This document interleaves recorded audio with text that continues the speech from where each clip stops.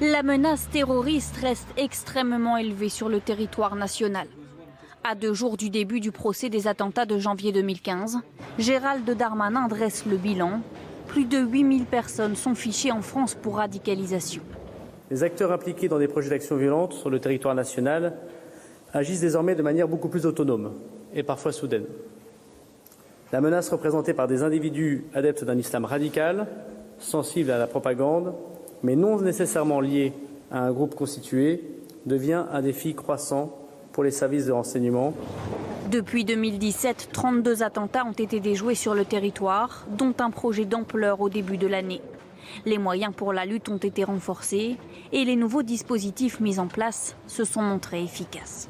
532 périmètres de protection ont été mis en place, 7 lieux de culte ont été fermés, 312 mesures individuelles de contrôle administratif ont été notifiées, 65 d'ailleurs sont encore actives à ce jour.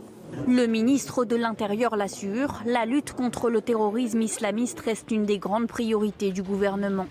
Pendant toute la durée du quinquennat, plusieurs milliers d'emplois auront été créés dans les services de renseignement.